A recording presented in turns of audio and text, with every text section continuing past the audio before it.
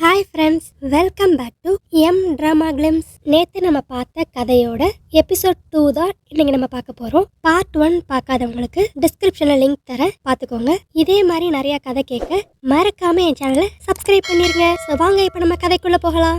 நேற்று நம்ம song fridge கிட்ட நின்று SOSக்கு கால் பண்ணி அவங்க பேசிக்கிட்டு இருப்பாங்களா, எங்கே அவங்க சூசைட் பண்ணிக்குவாங்களோன்னு சொல்லி. இப்போ வந்து அவங்கள போலீஸ் அரெஸ்ட் பண்ணி போலீஸ் ஸ்டேஷனில் வச்சிருவாங்க. நம்ம சாங் எவ்வளவோ எடுத்து சொல்ல பார்ப்பாங்க. ஐயோ, நான் சூசைட்லாம் பண்ணிக்கலாம் அங்கே போல, சும்மா விரக்தியாக இருந்துச்சு, அப்படியே நடந்து போனேன், ஹெல்ப்லைன் நம்பர் இருந்துச்சு, ஃபோன் பண்ணி பேசிக்கிட்டு இருந்தேன், வேற எதுவும் தப்பாலாம் முடிவெடுக்கவே இல்லை நான் அப்படின்ட்டு நம்ம சாங் சொல்லிக்கிட்டு இருப்பாங்க. ஆனால் அந்த போலீஸ் ஆஃபீஸரா, சரிம்மா எல்லாம் சரிதான், ஆனால் இப்போ ஒன்று நாங்கள் விடணும்னா யாரான்னு வந்து உன்னை கூட்டு போகணும், ஒன்று உங்கள் அப்பாவோ இல்லை அம்மாவோ இல்லை உங்கள் கார்டியன் யாரான்னு வரணும் அப்படின்னு சொல்லி போலீஸ் ஸ்டேஷனில் சொல்லிடுவாங்க.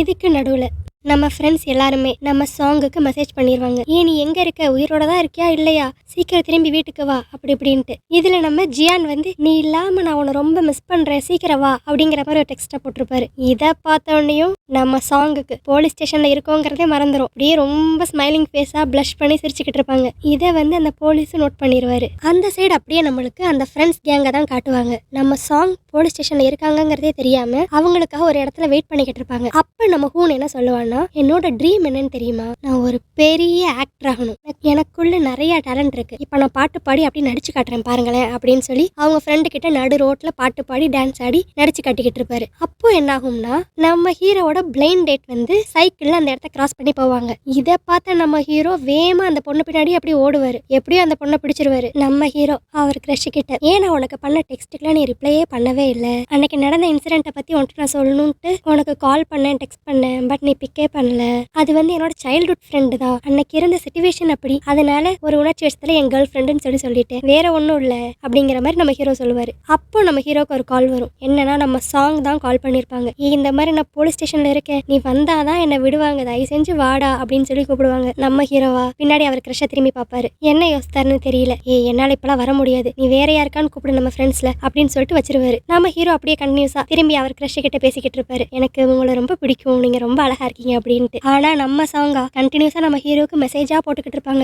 நான் போலீஸ் ஸ்டேஷன்ல இருக்கேன்ட்டு மித்த யாருக்கும் தெரிஞ்சிடக்கூடாது நம்ம ஃப்ரெண்ட்ஸ் கேங்ல, அதனால ப்ளீஸ் நீ வா அப்படின்ட்டு. அப்புறம் நம்ம ஹீரோக்கு வேற வழி இருக்காது. அந்த கிரஷ் கிட்ட, என்னோட ஃப்ரெண்டு ஒரு சின்ன பிரச்சனையில இருக்கா, நான் போனாதான் அவளுக்கு இப்ப ஹெல்ப்ஃபுல்லா இருக்கும், ஸோ சாரி, நம்ம நெக்ஸ்ட் டைம் திரும்பி மீட் பண்றப்ப நான் கண்டிப்பா உங்ககிட்ட ரொம்ப நேரம் பேசுவேன், இப்போதைக்கு என்ன மன்னிச்சுக்கோ, நான் போயிட்டு வரேன் அப்படின்ட்டு நம்ம ஹீரோ அங்க இருந்து கிளம்பிடுவாரு. அங்க அப்படியே போலீஸ் ஸ்டேஷன்ல அந்த ஆபீசர்ஸ் எல்லாருமே, உன் ஃப்ரெண்டு வர மாதிரி தெரியல, வேற யாருக்கான்னு கால் பண்ணு அப்படிங்கிற மாதிரி சொல்லுவாங்க. ஆனா நம்ம சாங்கா, இல்ல இல்ல இல்ல அவன் கண்டிப்பா வருவான், எனக்கு தெரியும் அப்படிங்கிற மாதிரியே சொல்லுவாங்க. ரொம்ப நேரம் ஆயிரும், நம்ம ஹீரோ வந்த பாடா இருக்காது. அதனால நம்ம ஹீரோயின் எப்படியோ கெஞ்சி கூத்தாடி காமெடியா பாட்டெல்லாம் பாடி அந்த போலீஸ் ஆபீசர்ஸை சிரிக்க வச்சு எப்படியோ கரெக்ட் பண்ணி அங்க இருந்து கிளம்பிடுவாங்க. நம்ம சாங் கிளம்புவாங்க. அதுக்கடுத்தா நம்ம ஹீரோ வருவாரு கரெக்டா உள்ள. நம்ம ஹீரோ போலீஸ் ஸ்டேஷனுக்குள்ள போனோன்னே அந்த போலீஸ் ஆபீசர்ஸ்க்கு எல்லாருமே தெரிஞ்சிடும் இது சாங்கோட ஃப்ரெண்டு தான் அப்படின்ட்டு. இப்பதான் சாங் போனா இவ்வளவு நேரம் உனக்காக தான் வெயிட் பண்ணிக்கிட்டு இருந்தா அப்படிங்கிற மாதிரி சொல்லுவாங்க. அவளை எதுக்காக அரெஸ்ட் பண்ணீங்க அப்படின்னு சொல்லி நம்ம ஹீரோ கேட்பாரு. அதெல்லாம் கான்ஃபிடென்ஷியல், அதெல்லாம் சொல்ல முடியாது அப்படின்றவாங்க. ஆனா உனக்காக நாங்க இன்னொன்னு வேணா சொல்லலாம், அவளுக்கு ஒன்று ரொம்ப பிடிச்சிருக்கு, உன் டெக்ஸ்ட்டை பார்த்தனையும் அவ அவ்வளோ ஸ்மைல் பண்ணா தெரியுமா, ஸோ அதுல இருந்து பார்த்தாவே தெரியுது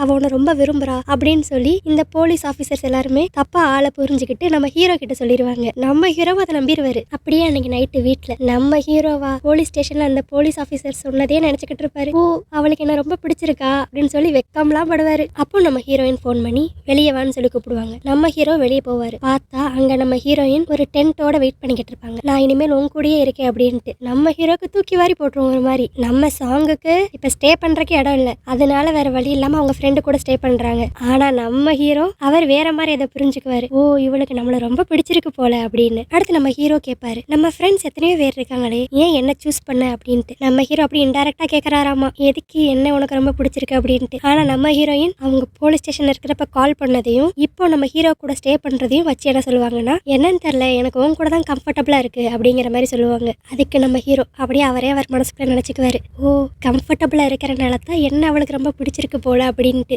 இதெல்லாம் பாக்குறப்ப தம்பி ஓவர் கான்ஃபிடென்ட் உடம்புக்காகாதுப்பா அப்படிங்கிற மாதிரி தான் நம்மளுக்கு இருக்கும். அப்படியே அடுத்த நாள் காலையில தான் நம்மளை காட்டுவாங்க. காயின் வீட்டில தான் நம்ம ஹூன் இப்ப ஸ்டே பண்ணிக்கிட்டு இருக்கான். நம்ம காயின் அப்படியே அவங்க ரூம்ல இருந்து எந்திரிச்சு வந்து கேட்பாங்க, நைட் நீ இங்கே தூங்கிட்டியா, அவங்க வீட்டுக்கே நீ போலையா அப்படின்ட்டு. அதுக்கு நம்ம ஹூன் சொல்லுவான், நான் வீட்டை விட்டு ஓடி வந்து 5 நாள் ஆச்சு, என்ன என் பேரண்ட்ஸ் எனக்கு ஒரு கால் கூட பண்ணல அப்படின்னு சொல்லி ரொம்ப ஃபீல் பண்ணுவாரு. நம்ம காயின் சொல்லுவாங்க, கண்டிப்பா உங்க பேரண்ட்ஸ் நீ எங்க வீட்டுல யார் வீட்லயா இருந்தா ஸ்டே பண்ணிருப்ப அப்படின்னு சொல்லி நினைச்சிட்டு தான் ஃப்ரீயா விட்டுருப்பாங்க. இதெல்லாம் நினைச்சு நீ ரொம்ப கவலைப்படாத அப்படின்னு சொல்லுவாங்க. அதுக்கு நம்ம ஹூனும் அவங்களா வந்து நீ வீட்டுக்கு வான்னு சொல்லாம இனிமேல் அந்த வீட்டுக்கே போக மாட்டேன் அப்படின்றவாரு. அடுத்து அப்படியே எல்லா ஃப்ரெண்ட்ஸும் சேர்ந்து பேஸ்கெட் பால் விளையாட போலான்னு சொல்லி பிளான் போடுவாங்க. ஸோ ஜியானோட பிளேஸ்க்கு ஃபர்ஸ்ட் போவாங்க. அங்க பார்த்தா எல்லாரும் அமைதியா வெளியே நிப்பாங்க. நம்ம ஹீரோக்கு ஒண்ணுமே புரியாது. என்னன்னு உள்ள எட்டி பார்த்தா அவங்க இப்ப வச்சு நடத்திக்கிட்டு இருக்க சிக்கன் ஷாப் வந்து நம்ம ஹீரோவோட அப்பாவோட கடை. அவர் வந்து ரெண்ட்டுக்கு விட்டுருப்பாரு. இந்த மாசத்துல இருந்து ரெண்ட் அதிகமாக்க போறேன் அப்படின்னு சொல்லி உள்ள சண்டை போட்டுக்கிட்டு இருப்பாரு. ஆக்சுவலி ஜியானோட அப்பாவும் நம்ம ஹீரோட அப்பாவுமே ஃப்ரெண்ட்ஸ் தான். இதெல்லாம் இவங்க 5 பேர் வெளியே நின்று கேட்டுக்கிட்டு இருப்பாங்க. அதுக்கடுத்து எல்லாருக்குமே ஒரு மாதிரி மைண்ட் ஆஃப் ஆயிரும். இருந்தாலும் பரவாயில்லன்னு சொல்லி பேஸ்கெட் பால் விளையாட போயிருவாங்க. அங்க போனா நம்ம ஜியானும் நம்ம ஹீரோவும் வெறித்தனமா பேஸ்கெட் பால் விளையாண்டுக்கிட்டு இருப்பாங்க. இந்த உள்ள இருக்க கோவத்தை எல்லாத்தையும் அப்படியே வெண்ட் அவுட் பண்ணி விளையாண்டுக்கிட்டு இருப்பாங்க. நம்ம ஹீரோ அப்படியே நினைச்சுக்குவாரு, இந்த மாதிரி சில நேரங்கள்ல தான் ஜியான் வந்து எப்படியானு என்ன ஜெயிச்சிடணும்னு சொல்லி ரொம்ப போராடுவான் பேஸ்கெட் பால்ல. நானும் இந்த மாதிரி சில சமயங்கள்ல அவன் என்ன ஜெயிக்கட்டும்னு சொல்லி விட்டுருவேன் அப்படின்னு அவர் நினைச்சுக்குவாரு. அவங்க அப்படியே பேஸ்கெட் பால் விளையாண்டு முடிச்சோன்னையும் நம்ம ஜியான் நம்ம ஹீரோ கிட்ட சொல்லுவாரு, உங்க அப்பா கிட்ட சொல்லு அவரோட கமர்ஷியல் பில்டிங்ல 7th ஃப்ளோரை நான் டெய்லி கிளீன் பண்ணிடுறேன், ரெண்டை மட்டும் இப்போதைக்கு ஏத்தவனான்னு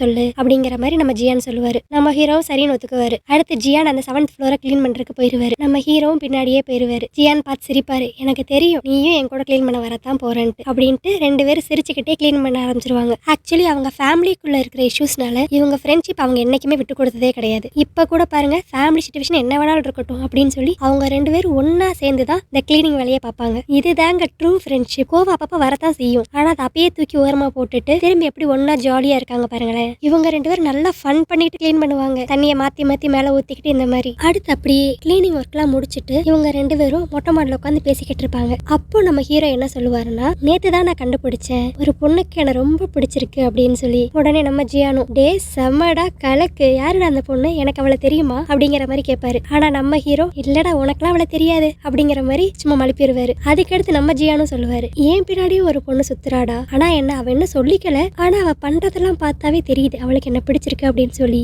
அதுக்கு நம்ம ஹீரோ கேட்பாரு, யாரா அந்த பொண்ணு அப்படின்ட்டு. அதுக்கு ஜியானு, என் கூட ஒர்க் பண்ற பொண்ணு தான்டா லைப்ரரியில அப்படிங்கிற மாதிரி சொல்லுவாரு. நம்மளுக்கு ஒரு செகண்ட் ஷாக் ஆயிரும், என்னடா நம்ம சாங் ஜியானை லவ் பண்றாங்க, ஆனா ஜியானுக்கு வேற யார் மேலேயும் இன்ட்ரெஸ்ட் இருக்கும் போலயே அப்படின்ட்டு. ஆனா இப்ப நம்ம நினைச்சுக்கிற வேலையிலேயே அடுத்த செகண்ட்லயே நம்ம ஜியான் அப்படியே அந்த பொண்ணை நினைச்சு பாப்பாரு. அந்த பொண்ணு வேற யாருமே இல்ல, நம்ம சாங் தான். இவங்க 2 பேருமே ஒரே பொண்ணை பத்தி தான் சொல்றாங்க, ஆனா பாவம் அது இவங்க 2 பேருக்குமே தெரியல. ஆனா நம்ம ஜியான் என்ன சொல்லுவாருன்னா, எனக்கும் அவளை பிடிக்கும், ஆனா அவகிட்ட போய் ப்ரப்போஸ் பண்ணிட்டு வெளியே டேட்டிங் போற நிலைமையெல்லாம் இப்ப நான் இல்ல.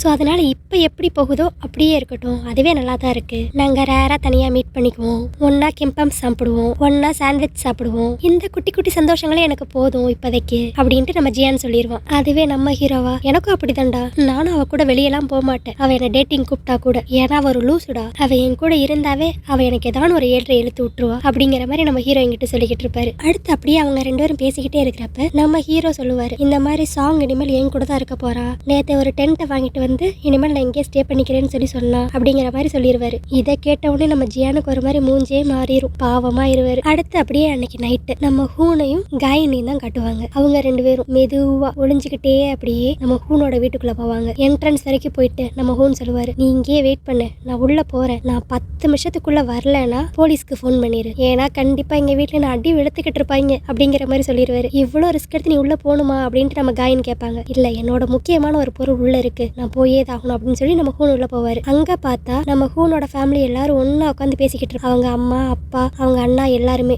நம்ம ஹூன் உள்ள போனோனையுமே யாருமே அவரை மதிக்க கூட மாட்டாங்க. நீ இத்தனை நாள் எங்க இருந்த அப்படின்னு சொல்லி ஒரு கவலை கூட பட மாட்டாங்க. அதனால கடுப்பாய் போன நம்ம ஹூன் வந்து கேட்டே விட்டுருவாரு, உங்களுக்கு நான் காலேஜ் ஒழுங்கா போகல, நீங்க சொல்றதுனால நான் கேட்கல, அதனால நான் 10 நாள் வீட்டுக்கு வரலன்னா கூட உங்களுக்கு கவலையே கிடையாதுல்ல, இதானே நீங்க என் மேல வச்சிருக்க பாசம், உங்களுக்கு அவங்க 2 பேரும் தானே முக்கியம் அப்படிங்கிற மாதிரி நம்ம ஹூன் சொல்லிடுவாரு. இதை கேட்டு இன்னும் டென்ஷன் ஆகி அவங்க அப்பா அடிக்கவே ஆரம்பிச்சிருவாரு. இங்க வெளியே நம்ம காயின் தான் பாப்பாங்க, என்னடா போய் ரொம்ப நேரம் ஆச்சு, பேசாம போலீஸ்க்கு ஃபோன் பண்ணிடுவோமா அப்படின்னு யோசிச்சுக்கிட்டு இருப்பாங்க. அதுக்குள்ள ஹூன் வந்து அவர் லக்கேஜ் எல்லாம் எடுத்துட்டு வெளியே வந்துருவாரு. அதுவே அப்படி இந்த சைடு பாத்தீங்கன்னா நம்ம சாங் வந்து அவங்களோட பார்ட் டைம் ஒர்க் எல்லாம் முடிச்சுட்டு வீட்டுக்கு போறதுக்கு முன்னாடி நம்ம ஜியான் வேலை பார்க்குற சூப்பர் மார்க்கெட்டுக்கு போவாங்க. அங்கே போய் சும்மா ஒரு சோடா ஒன்று வாங்கிட்டு அப்படியே நம்ம ஜியானை பார்த்துட்டு, நீ ரொம்ப நேரம் வேலை பார்த்து டயர்டாக இருப்ப அப்படின்னு சொல்லி அந்த சோடாவை நம்ம ஜியான்கிட்ட கொடுத்துருவாங்க. பதிலுக்கு நம்ம ஜியானும் நம்ம சாங்குக்கு சாப்பிட்றதுக்கு ஒன்று கொடுத்துருவாரு. நம்ம சாங்கா அதை வாங்கிக்கிட்டு அவ்வளோ சந்தோஷமா ரோடுன்னு கூட பார்க்காம டான்ஸ் ஆடிக்கிட்டே போவாங்க. இதை வந்து நம்ம ஹீரோ மாடியிலேருந்து பார்த்துருவாரு. என்ன இவ லூசு மாதிரி வந்துகிட்டு இருக்கா அப்படின்ட்டு. அதுக்கடுத்து நம்ம சாங் வந்து நம்ம ஹீரோட வீட்டுக்கு வந்துருவாங்க. வந்து பார்த்தா நம்ம ஹீரோ அங்கே பீஸா சாப்பிட்டுக்கிட்டு இருப்பாரு. உடனே நம்ம சாங் வந்து உள்ள வந்து அந்த பீஸாவை எடுத்து சாப்பிட வந்துருவாங்க.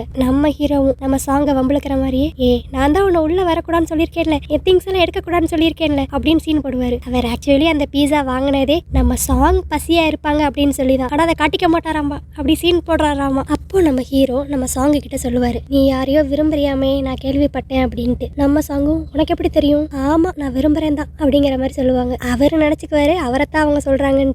உனக்கு அறிவு இல்லையா, நீ என்ன சிச்சுவேஷன்ல இருக்க, இப்பெல்லாம் உனக்கு லவ் அவசியமா அப்படிங்கிற மாதிரி கேட்பாரு. நான் என்ன லவ் கன்ஃபஸ் பண்ணவே இல்லடா அப்படிங்கிற மாதிரி சொல்லுவாங்க. ஆமா ஆமா நீ கன்ஃபஸ் பண்ணிடாத, ஏன்னா நீ சொல்லிட்டேன்னா பாவம் அவனுக்கும் ஒரு பேர்டன் மாதிரி ஆயிரும், நீ அவனை விரும்புறேன்னு தெரிஞ்சிச்சுன்னா அப்படின்ட்டு அவர் மனசுக்குள்ள இருக்கிறத அவர் சொல்லிக்கிட்டு இருப்பாரு. நம்ம சாங் லவ் பண்ற பையன் தான் அவரை நினைச்சிட்டு இப்படி சொல்லுவாரு. ஏன்னா நீ சொல்லி அதனால அவனுக்கு கஷ்டமாயி உங்க ஃப்ரெண்ட்ஷிப்ல எதுவும் பிரச்சனை வந்துருச்சுன்னா அப்படிங்கிற மாதிரி ஒரு விட்ட போடுவாரு. நம்ம சாங்கும், நீ சொல்றது கரெக்ட் தான், அதனாலதான் நான் கன்ஃபஸ் பண்ணவே இல்லை, சோ நீ கவலையே படாத அப்படிங்கிற மாதிரி சொல்லிடுவாங்களா. அதுக்கு நம்ம ஹீரோ அப்படியே அவர் நினைச்சுக்குவாரு, என்ன உடனே சரின்ட்டா, கொஞ்சம் மனசு கஷ்டமா இருக்கே அப்படிங்கிற மாதிரி ஃபீல் பண்ணுவாரு. அதாவது என்னன்னா நம்ம ஹீரோனுக்கு நம்ம சாங்கை பிடிக்கவும் செய்யுது, ஆனா அவ கூட சேர்றதுக்கு ஏதோ ஒண்ணு தடுக்குது அவரை. இதே மாதிரி ஒரு குழப்பத்திலேயே தான் நம்ம ஹீரோ இருக்காரு. இவர் இதே குழப்பத்திலே இருந்து இப்படியே வெயிட் பண்ணிக்கிட்டே இருந்தாருன்னா நம்ம சாங்கை ஜியான் தூக்கிட்டு போயிருவாரு. சோ இனி நம்ம சாங் நம்ம ஹீரோ கூட சேருவாங்களா இல்ல ஜியான் கூட சேருவாங்களா அப்படிங்கிற கதையை நம்ம பொறுத்திருந்து பார்ப்போம். சோ பேலன்ஸ் கதையை நான் நாளைக்கு சொல்றேன். என் சேனலை மறக்காம சப்ஸ்கிரைப் பண்ணிருங்க. அப்பதான் நான் போடுற வீடியோஸ் எல்லாம் உங்களுக்கு ரெகுலரா கரெக்டா நோட்டிஃபை ஆகும். சரி, நாளைக்கு வீடியோல உங்களை பாக்குறேன் guys. Bye bye.